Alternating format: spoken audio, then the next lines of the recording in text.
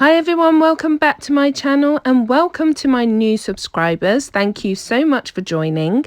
This week I placed an order with HelloFresh, which is a food delivery service. The box contains all the ingredients you will need to make the meals you have chosen on the website. It's definitely a great way to try new recipes if you are just a beginner when it comes to cooking, and it also cuts down the amount of food that is wasted. As you know, most of us in the family are vegan, so I did find it hard to choose meals that everyone could eat. I found that I would either have to substitute certain ingredients or we could not eat it at all. Nevertheless, what we did have was pretty nice. Let's start off with meal number 1, which was a creamy truffle and mushroom rigatoni. Add some sliced mushrooms to a pan of hot oil. It said to add salt and pepper, but I actually added a little liquid seasoning. Add some garlic and cook for over a minute. Cook the pasta to the packet's instructions, and while that is cooking, you would then add the tender stem broccoli and cook for a further 8 minutes. I added the vegetable stock paste and the creme fraiche to the mushrooms. To use a vegan substitute, you could use vegan sour cream, coconut cream, or even vegan Greek yogurt. Bring to a boil and then simmer for 2 minutes, and then you will remove it from the heat. You would then stir in the truffle zest and hard Italian cheese, but I actually put in the pasta first and then did it the other way round. This was one of the recipes that we as vegans could not eat, but the vegetarians in our family absolutely loved this, and it was filling too.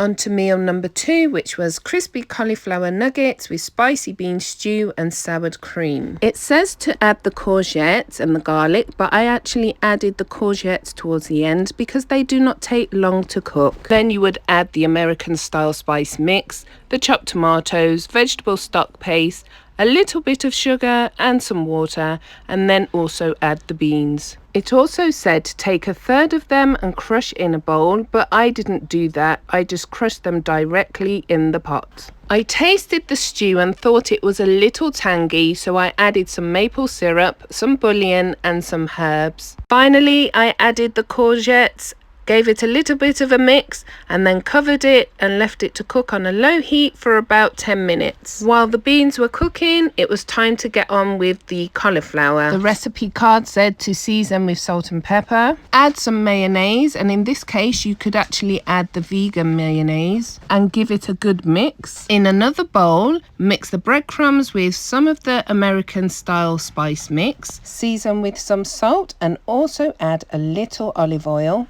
and add the breadcrumbs to the cauliflower. Spread them out onto a baking tray. Make sure to spread them in a single layer so they can cook evenly, and roast for about 20 to 25 minutes. Once everything was cooked, all we had to do was plate up. Now, I did not fancy having just a bowl of beans, so I actually made some rice and salad, and then I was able to split the beans between 6 people. On to the last meal, which was refried bean and portobello mushroom tacos. On a baking tray, drizzle some oil onto the mushrooms and add a little salt and pepper. Prep the rest of the ingredients, crush some garlic, slice some onions and chop some baby gem lettuce.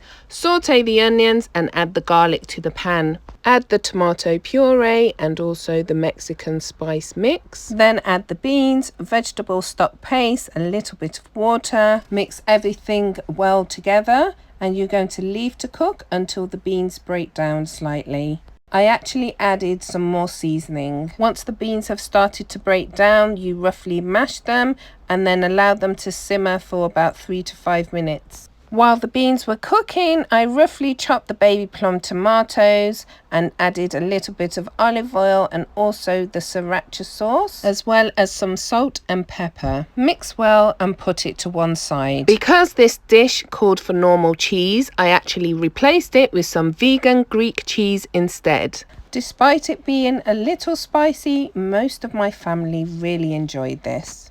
Was it worth ordering HelloFresh?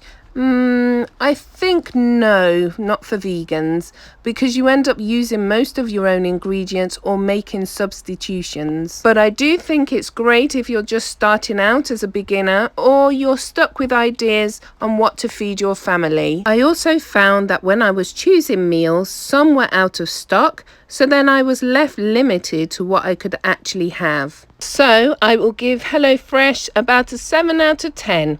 That's it for today. Take care and I'll see you soon. Bye.